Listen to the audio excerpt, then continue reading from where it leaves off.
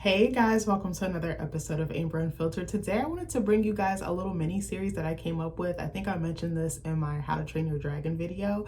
It's going to be called Comfort Movie, and I'm going to talk about a movie that brings me comfort that I can watch over and over again and take different meetings from, and just it kind of like eases my mind and like kind of helps me escape even though I already know what's going on. And today I'm going to be talking about Avatar: The Way of Water. But before I do that, don't forget to like, comment, and subscribe. Also, if you want to cash at me at AmberUnfilteredShow, that'd be greatly appreciated. So this is one of my favorite movies. I've probably watched it, I don't even know how many times, probably like 30 since it's come out. It's probably been more than that, honestly. My toxic trait is rewatching the same thing over and over again. But then it's like, I don't like watching new stuff because then it gives me anxiety. I think it depends on the genre and like what the story entails. But I wanted to read you guys the synopsis. Just an FYI, there will be spoilers in this. So if you've never seen the movie, pause the video and come back. Or if you just plan on not watching it and you don't mind the spoilers, then keep that video playing. So if you guys haven't seen the first one, definitely check it out because I feel like it's an iconic movie, but maybe that's just me. I'm probably a little bit biased because I have more of a sentimental tie to the movie. So in Avatar: The Way of Water, Jake Sully and Neytiri, have formed a family and are doing everything to stay together. However, they must leave their home and explore the regions of Pandora. When an ancient threat resurfaces, Jake must fight a difficult war against the humans. And this was released on December 16, 2022. And if you don't know, it was directed by James Cameron, who's most known for Titanic. Oh my gosh, I'm drawing a blank on his other movies, but that's like one of his most popular movies to date, and it broke records at the box office. There's so many reasons why I love this movie, and I'm gonna break it down. This might be like a 30+ minute video, just an FYI, but I have been wanting to talk about this for a while. I watched it between yesterday and today. I finished it, and then I took some notes on just some things that stand out to me, and it'll kind of slightly touch on why it brings me comfort. But anyways, let me get into my notes. I have my tablet here. It's actually charged. You guys will be proud of me. So number one, the biggest thing I think that I really love about this film is the spiritual component of it. It really does a great job of highlighting spirituality. The way that they do it is just, it's so creative, it's so clever, and it's very, again, it doesn't make a mockery or like a caricature of spirituality. I mean, spirituality and faith and religion, those are very personal and sacred things, but I think that they do, again, a great job of not overstepping or trying to shove an agenda down the viewer's throat, which I absolutely loved. So for me, I absolutely love the Na'vi's connection to Awa. She's basically their god. One of my favorite beliefs or belief systems that the Na'vi uphold is about energy and how there's sort of like a balance and order to it, because I definitely believe that in my own life. Again, not trying to shove my beliefs down your throat. This is just things that I believe in and I try to uphold in my day-to-day life.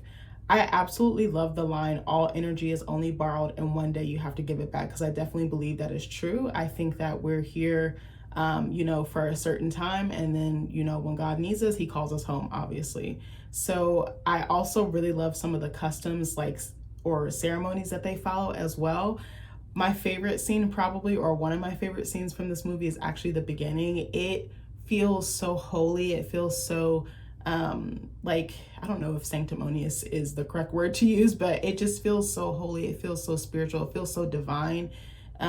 When Jake's son is born, his first son, I should say, Natam, and all of the tribe kind of communes at the Tree of Life, aka Awa, I don't know why, I cried immediately as soon as I seen it. Even now, I cry when I see that scene, because it just feels, so divine, so orderly. I cannot stress that enough. Just the imagery, just all of that big support system that they have, that village that they have, that tribe, that connection, that bond is so sacred. And then just like lifting him up, and like the light is beaming down on him, like kind of just like showing him favor and protection and love. Like that's how I kind of imagine like my child will be born into the world, because we have such a good support system that I'm just so happy and like so stoked for my kids, because they're gonna get I don't want to sit here and act like I didn't have a support system growing up, because that's not true, but I wish that it was a little bit stronger and a little bit tighter and not as estranged. But I'm just thrilled for my kids, because they're going to have that on both sides and coming from so many different angles.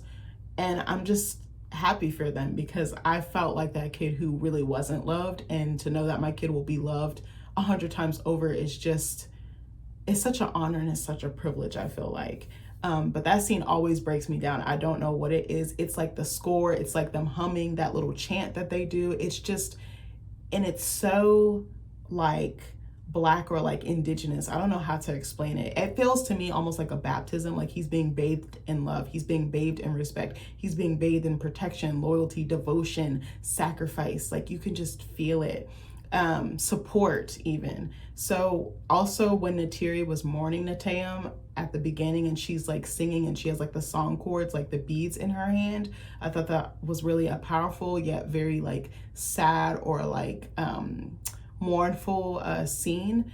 Even when they buried Nateum at the end, there was such a grace or respect, the way that they buried him and the way that they put like their best intentions, their purest intentions forward. I absolutely adored that.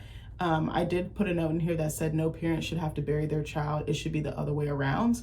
Again, I'm more of a spiritual leaning person myself, but I definitely was raised to be religious growing up. We identified as Christian. I don't remember what denomination. I want to say Baptist, but I'm not exactly sure.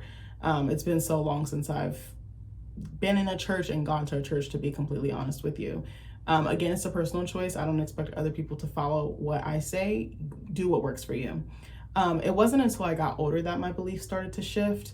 But even as I was a practicing Christian, I did definitely believe in the universe and like manifestation and like power in the tongue, and just like what you put out, you will kind of yield back. So I always try to move kindly and with grace. I don't get it right. I'm human. I make mistakes, but I really tried my best to be kind to people because I wanted that kindness to be returned, but also because kindness is free and like you don't know what people are dealing with behind closed doors. This movie just genuinely resonates with a lot of my personal beliefs, like I said, especially as it pertains to like the universe, energy, how you act towards other people, your character, your intentions, things like that. I, again, love how Afrocentric and like indigenous this movie is. I just feels like such a kinship and connection to the characters, how they dress, how they speak, the things or the values or the concepts that they believe in, their reverence for nature. I love nature. I wish I was more out and about in it. Before I met Nick, I used to do something so crazy. I'm gonna tell you guys, I used to go hiking. I don't even really consider it hiking because I feel like I was just more so walking and like taking in the scenery. But I used to go to Great Falls. I don't know if you guys know, it's a national park that goes through Virginia and Maryland. And I would go to the Maryland side and I would just go up there. I'd take a journal, I'd get a sandwich from Wegmans, and I'd have my phone and I'd turn it off on airplane mode and I would just sit up there and I would feel so much peace. They have like this cliff that like overlooks this like little, I don't even want to say like stream or river or whatever. It is so beautiful. It was so peaceful. The sun would be shining down on me. I'd be like high up in the cliff, just straight chilling. I would be barefoot, like, you know what they call like grounding, like where you take your shoes off and you put your feet into the ground and you like absorb the nutrients and like the life buzzing beneath your feet. Like, oh my God, that my hippie side just totally came out just now. But I'm a hippie at heart, if you guys didn't know. I really don't be sharing that with too many people. I haven't done it in years, but I would just be so happy. And I kind of feel like that push and pull, that I think they do such a great job of like articulating that and demonstrating that in nature. You can tell the filmmaker loves nature. I mean, it's no secret that he loves it and that's why he made these movies. But again, I don't know how to explain it. Also, you know, I want to preface this or add to this that the first movie saved my life in so many ways, just from a mental and like an emotional and spiritual standpoint. So around the time the movie came out, I was in high school. I was probably like 16 or something like that when it came out, because it came out 2009. Yeah, so I would have been 15. It probably would have came out the following year. But I used to actually live with my birth mom when my parents got divorced. And then me and her started butting heads so bad that we actually got into a huge physical altercation. So that made I had to move in with my dad because me and her couldn't coexist with each other, which is fine. And we were struggling financially, like me and my dad. I mean, I was a kid. I was trying to find a job, but I really couldn't find anything. And things got so rough that like we couldn't afford, like, you know, things that we take for granted, like cable, like your phone service, like consistent food, you know, in the fridge or on the table. Like, so at one point we didn't have cable TV. And if you know us, we're a big TV and film family. We had this little DVD player, and one of the DVDs, we had like three or four of the same DVDs or whatever. I don't know why I said same. We had a very small collection of DVDs, okay? So one of them was Avatar and the other was the Twilight Saga Eclipse. And I watched the fuck out of both of those movies from front to back, sometimes multiple times a day. It was like one of those things that kept me from going crazy and like losing my mind. And I was alone a lot of the time as well, because at one point I had to drop out of school. I didn't have reliable transportation to get to and from school, and I lived kind of like outside of the county lines. Like I was basically in another county. And you know, with that, sometimes you can ask or request for special transportation to come pick you up, but that's a whole thing in and of itself. And there was like a thing with the custodial agreement. Legally, my birth mom had custody of me, but my dad was the one who actually was caretaking at that point. So it was some complications with that I don't really want to get into, but you can probably put two and two together and figure it out. So I ended up dropping out of school, and I didn't have a phone for a little bit. Like I couldn't text and stuff. Like the service wasn't on, I should say. I don't think I had a laptop or anything at the time. So it wasn't like I could go on Facebook or anything like that. Like the only phone I could use was my dad's, and he was working. So I was pretty much alone. And then I would just watch movies, because that was the only thing that kind of gave me something to look forward to, even though I already knew what was going to happen and I could probably recite it front to back, back to front. It grounded me in some way, and it made me feel like I was going to be okay. Like it gave me hope, I think, was the biggest thing. And, you know, it helped me escape my reality, and it kind of was a comfort. Like I feel like art is a comfort. It is a healing mechanism. It's almost like a shoulder to cry on. It almost feels like a person, even though it's not a necessarily tangible thing, if that makes sense. It is, but it isn't. I don't know if that really made sense, but I wanted to add that in there. So for me, this franchise means a lot. It's something I hold very near and dear. It's actually one of my favorite movies, especially the first one. It just hit different for me. I loved how colorful the movie was. I loved the storytelling. I loved Natiri's design. I loved her character development. I loved the story between her and Jake. I love how you know, they were fighting for their home. I mean, that was something that kind of resonated with me, because I was kind of going through a fight at home, you know, essentially with my birth mom and things like that. But anyway, I want to move on to the next part. I feel like I got kind of like sappy or sad, but anyway, so I definitely feel like there was foreshadowing at the beginning, especially when we think about Loak, which is the younger Sully brother.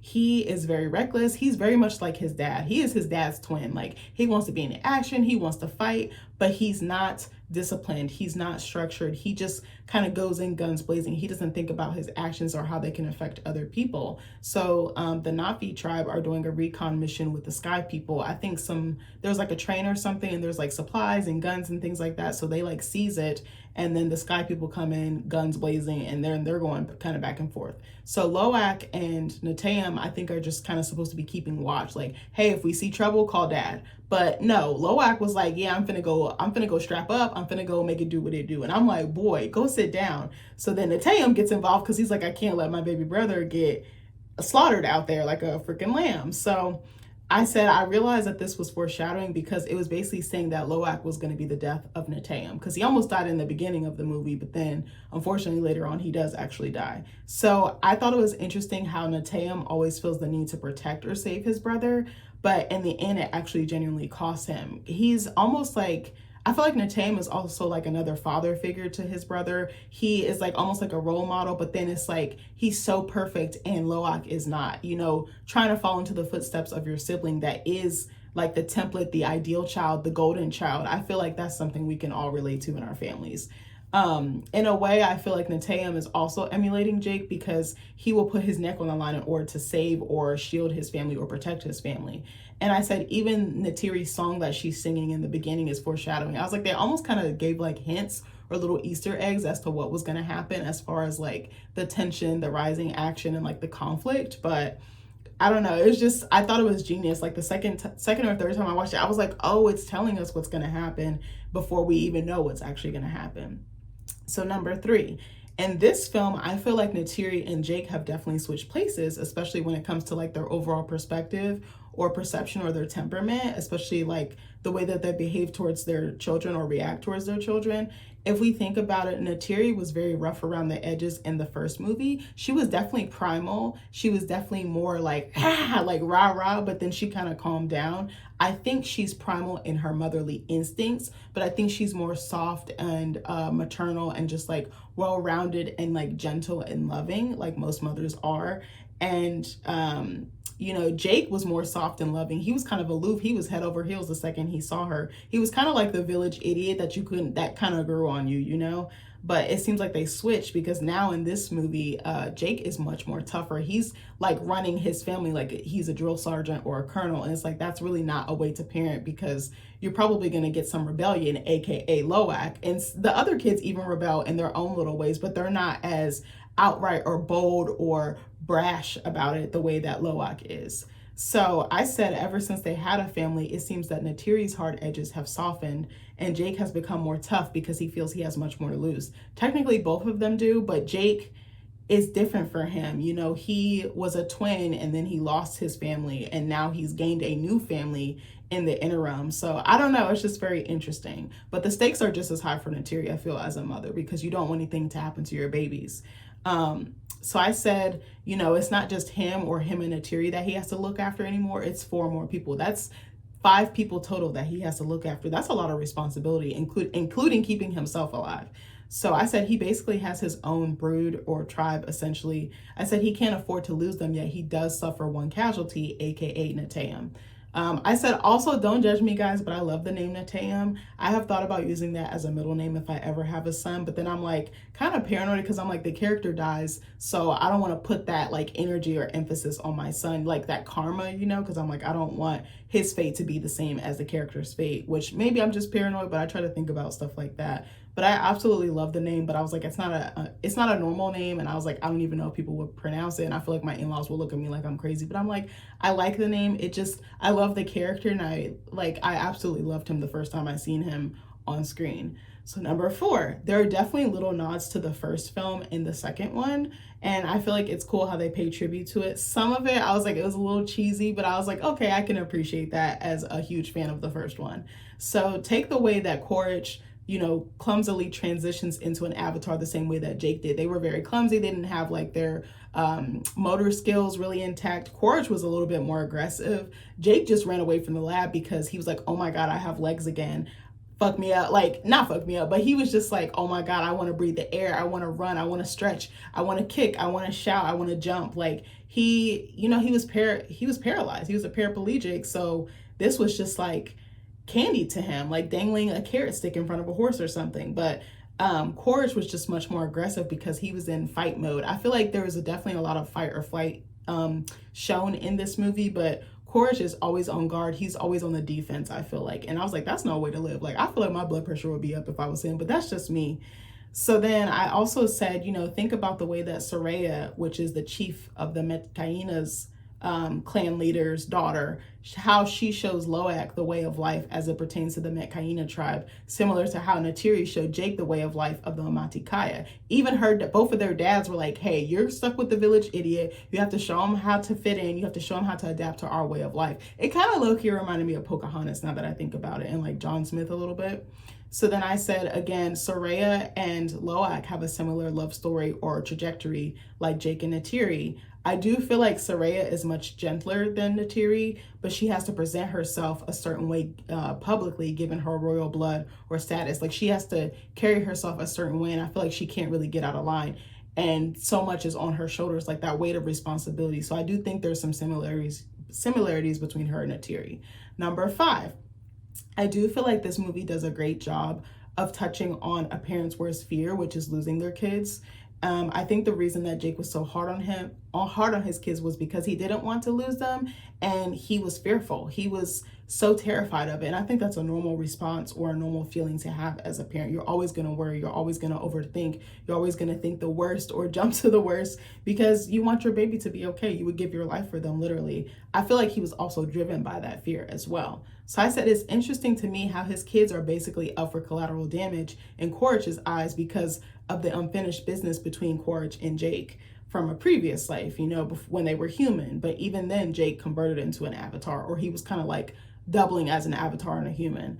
So Natiri fears losing her kids, but I feel like the difference with her and him is that she doesn't tighten the leash on how far their kids can go like her husband does. He's super strict. He's super by the book. Like, again, he runs his family like it's a freaking platoon, and it's like, bro, you can't parent like that. So I said their parenting styles are completely different, and I almost wonder if they counteract each other, or they kind of like clash with each other. Like Natiri leads with softness, with love, with understanding. Jake's just like, you fucked up, like all bets are off. And it's just like, well, Jake, they're kids, they're not supposed to be perfect, they're not you, they're not soldiers, they're kids, they have feelings, they have experiences, they are also trying to figure out who they are, like their identities are not fully formed. So I think he was really hard on them, but I understood why.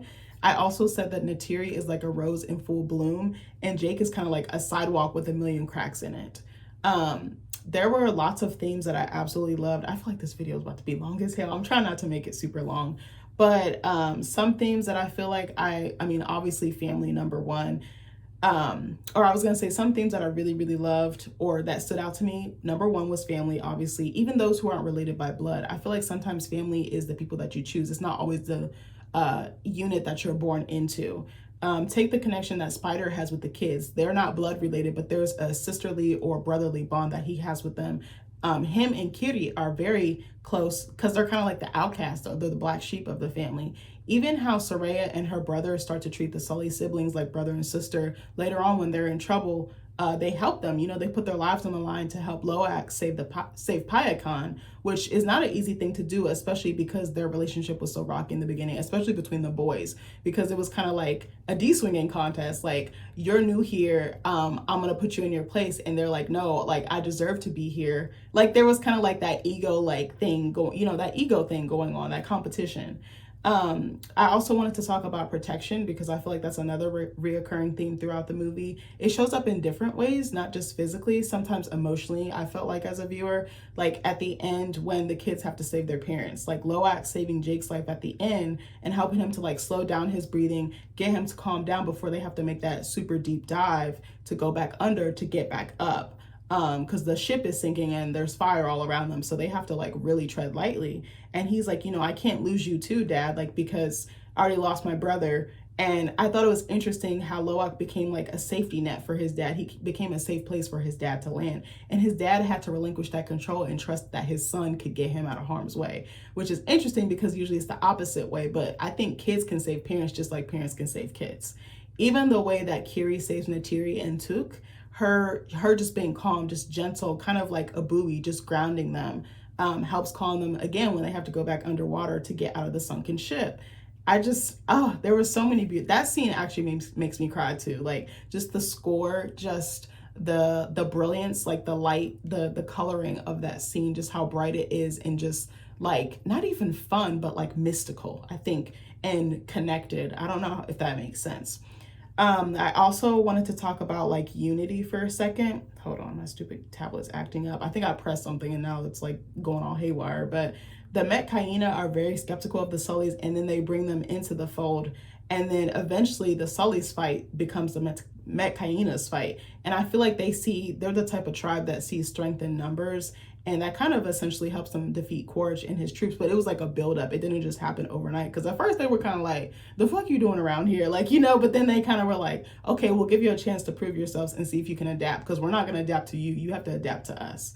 So I think another theme I really loved was the exploration of grief. And not just in hey guys, I am so sorry. I ran out of storage, so I'm having to record a part 2 to this. I'm gonna splice the videos and add them together, and then I'll upload it.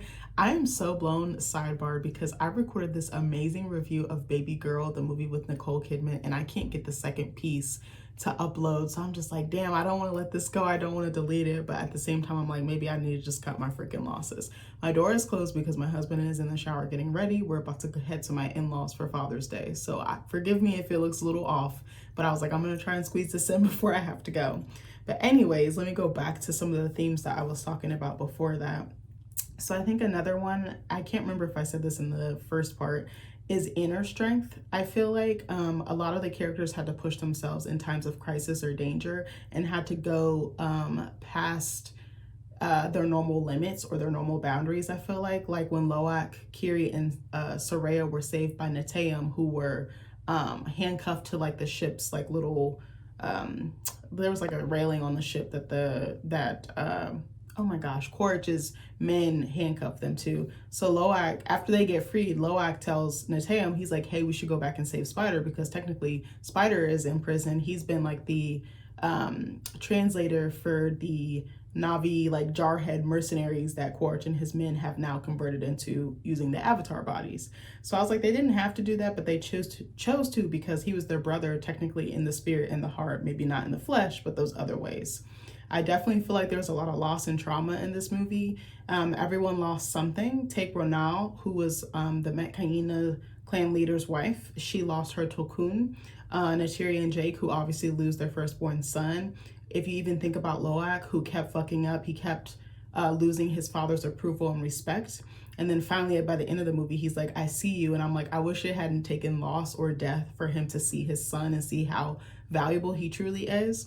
And then even if you think about Kiri, who lost her birth mom, Grace, you know, Natiri is not her mother, but you know, it's still devastating. You can still have a maternal figure, but there's something different when that biological connection is severed. Another thing that I really love that they explored is displacement. Loak, to me, was one of the most displaced characters in the entire movie. I feel like the whole Sully clan technically was, but he was the most because he kept rebelling against the rules and regulations that his father had put into place, which caused him to be outcast. He had a hard time following authority, just like his dad, like father, like son. He was definitely like thirsty for adventure and just like always curious and always getting to all the things, the same way his father was, but it landed him in more hot water than good. Him befriending the outcast Tokun was very interesting to me. I'm not even sure if I'm saying some of these words right. I love how they emphasize like nature, especially water in this one. I feel like water is so healing. It's so powerful. It's so peaceful. I feel my most safe and my most vulnerable in a good way in water. Like there's just something about it. But then water can be very violent. It can be very chaotic. So it just depends. It can be turbulent as well. I love this line. The way of water has no beginning and no end. The sea is around you and in you. The sea is your home, before your birth and after your death. Our hearts beat in the womb of the world. Our breath burns in the shadow of the deep. The sea gives and the sea takes. Water connects all things, life to death, darkness to light. I absolutely love that. Whoever wrote that, give them a raise. Chef's kiss, baby, because I believe that. Something that is probably a bit of an overshare. When I pass on, whenever that is, hopefully it's no time soon, I would love to be cremated and I want my remains to be spread in the ocean in the Caribbean. That is like my dream. My husband thinks otherwise. He wants to be buried so our kids can come visit us. But I was like, our ancestors came from the water, so it's only right I return there. That's just me. It's just, you know, it's just a way to be reconnected with them because so many of them did not make it when they were transported over here. So it's a little bit different for me. And like, I just love the Caribbean. It's gorgeous. It just feels like another place, like home. Like, I don't know how to explain it. There were some other themes that I wanted to talk about. I think the last two I would say would be revenge and love. I added sacrifice, but I feel like there is sacrifice in love, so they could kind of be two in one. Revenge, definitely with Quaritch versus Jake. The Sully boys versus like the Chief's sons. There's a little bit of revenge and like having to prove yourself and like showing what you're made of, essentially. But the love and sacrifice is very prevalent. I feel like, especially as it pertains to family. How far are you willing to go to save your family? Would you put your life on the line? Would you go into the fire and get burnt just to save them? Like, I absolutely adore that. And number 7, I want to talk about some things that fell short for me. I feel like in these, I was going to talk about why it resonates with me, which I feel like I did a little bit. But I think there were some things that I was like, okay, I wasn't really feeling this. I feel like you sometimes need to talk about the good, the bad, and the in-between, right? Took's character really didn't add anything to me, but I understand she was part of like some of the rescue missions because there was 2 or 3 times in the movie where she was kidnapped or captured and then she had to be rescued. So I was like, okay, for a motive for another character, I could see why she was there, but she really didn't add anything. She did have like an innocence or a youthfulness to her. So I was like, okay, youthfulness. Sorry, I didn't pronounce that correctly. Kiri's character was a little off-putting to me. I think they just really wanted Sigourney Weaver to be back in the movie, so this was their like way to do so. And I don't know. I was like, what is she supposed to be? Is she supposed to be like supernatural in some way? Is she supposed to be otherworldly? Is she supposed to be divine? Because, you know, she had a lot of mystical connection to like the flora and fauna, like the plants, the animals, and her surroundings. But then she would like, it was almost to her detriment. Like, remember when she was like downloading to AWA under the water and she like had a seizure, and I was just like, that's kind of confusing. Like I don't really get it, but you know, and I was like, I don't think they try to make her be like the superhero, kind of like an 11 in Stranger Things. I hate when they make characters like that, but then they don't really explain why. And then she's like, oh, I can hear AWA, I can hear God. And I'm like, is AWA your mother? Is Grace now AWA? Like that would have been a interesting twist if they had fleshed it out a little bit more. Maybe that was the implication. Maybe I'm missing something. Spider's character, obviously he kind of softened Quaritch's character up because Quaritch had a hard-on to get revenge on Jake and to basically have his head on a platter or a spike. But, you know, and to also have his paternal instincts kicked in, or his parental instincts kick in. But Spider didn't really add anything for me. I was like, why do we have Tarzan Monkey Boy just like floating around? Like it didn't really make sense. I mean, he was like another brother for the boys, and maybe he is that other brother. I don't want to say he replaces Natayam, but you know, he kind of, I don't even want to say fill the void, because Natayam is such a standalone character and he's such a standout character that I don't really think anybody could replace him. I'm actually very curious how the family will handle his death in the next movie and how that grief will influence them or not in the next movie, especially the brother and the parents, Loak, I mean. So I was kind of like, what? Okay, there was a couple other things. I don't think I put it in here.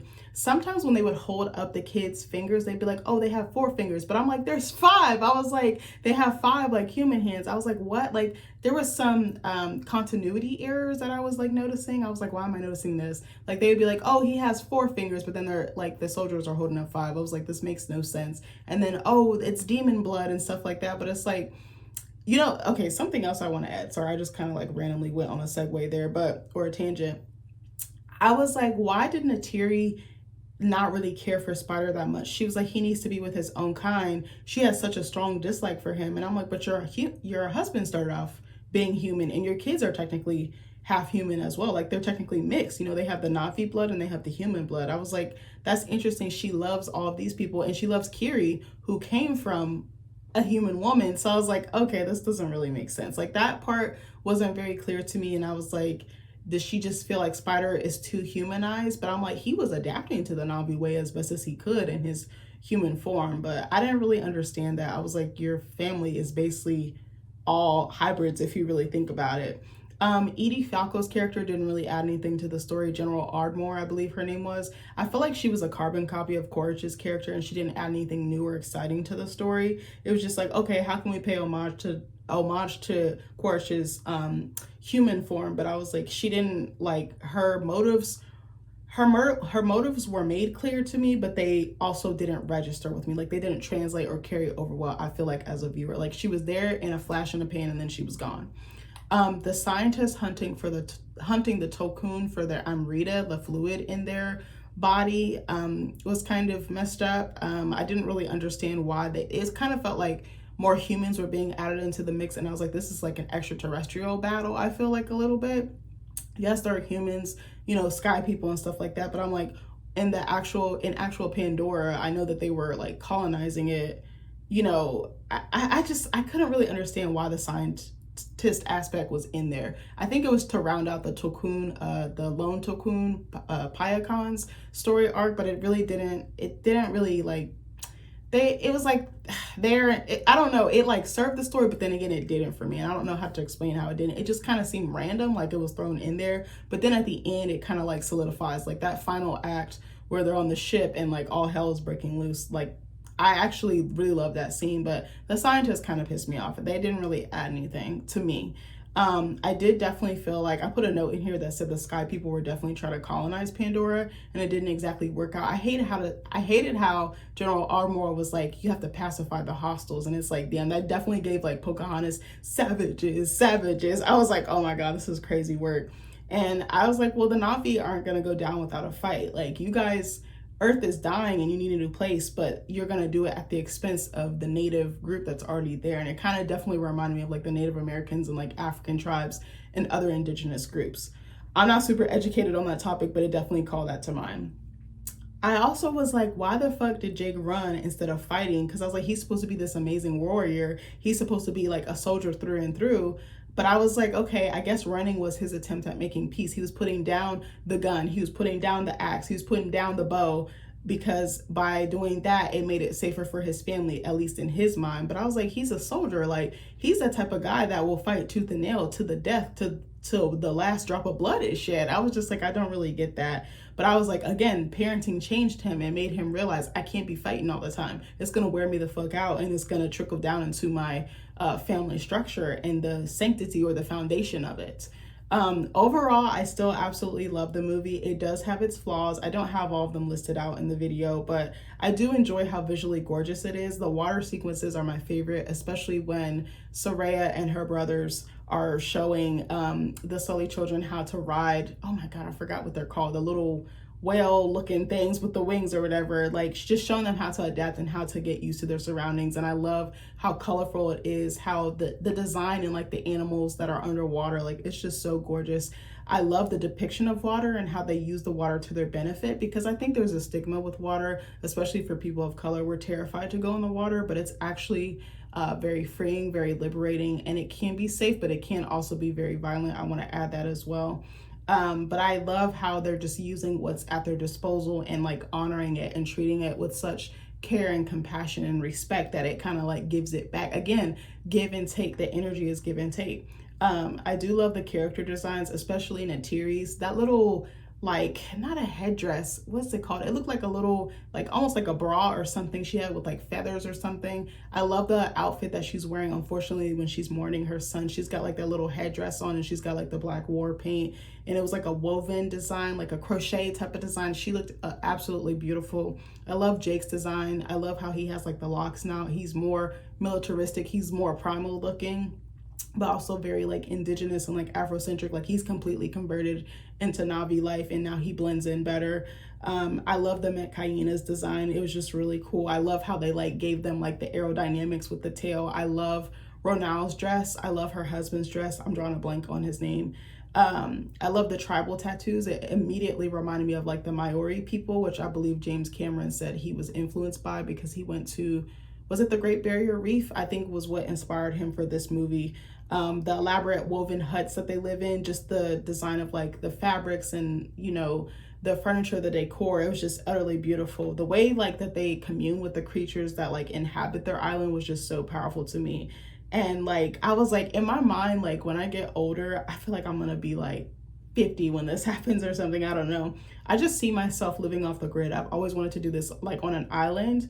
I always imagine myself being like in Jamaica or DR, like up in the mountains, writing stories, cooking by the fire, just growing my own food, just living like a very holistic, out of the way lifestyle, and just giving back to the people, kind of like how they do in Avatar, giving to the land and receiving from the land, but having it be like equally yoked and paying like reverence and respect to where I live and what I live in. Like, I don't know if that makes sense, but I've always imagined myself doing that. The only thing is my husband is very tethered to where we are, which is like, I don't know if I could see him ever moving, even if it was like a vacation home or like a home I use. I know a lot of writers will rent like cabins and stuff like that. I feel like instead of a cabin, I would want like a house like in the tropics or something like that. I was like, I don't want to do the norm. I just see myself with like a little bandana, a flowing skirt, like tie-dye, just like cooking. I don't know. I just see myself not really on social media, having like a burner phone, just being up in there and just being by the water and just like breaking bread with Mother Nature. I don't know if that makes sense, but this movie brings me comfort for various reasons. Again, just it feels Black to me, even though I know the filmmaker isn't Black that made it. It kind of gives like some like diasporic like tendencies or undertones, I feel like, for me, and just the spiritual component, because I think there is a lot of spirituality in Blackness. I don't know where I was going with that, but I can watch this movie all the time. This one and Black Panther 2 are like two of my favorites. Like now I want to go back and watch that one. I think I feel a little bit more kinship to that one. I think the first Avatar really has a special place in my heart. It just hits different, but this one hit me too. Like I remember being in the theaters and remembering specific moments, especially when Natiri went on that ship and she fucked everybody up because they killed her baby. As soon as that scene came on, like when Neteyam died, I was like, she's about to go tear everyone's ass up, as she should. I loved how Zoe Saldana played her, like her emotions. She was born to play in that role. Like her emotional range and just like the display on her face was just incredible. And like, I think my husband made a good point with like animated, you can go so much further. I feel like with motion capture, the technology is so beautiful, but it also is a testament to the actors and the directing and the writing. Like, I feel like even roles like Andy Serkis in Planet of the Apes, like his eyes were so soulful. Caesar's mannerisms, they felt so human. They felt so relatable. They felt so vulnerable and like connective. I don't know if that even makes sense. But anyways, I hope you guys like this little comfort movie review. I love you guys and I'll see you in the next video. Bye.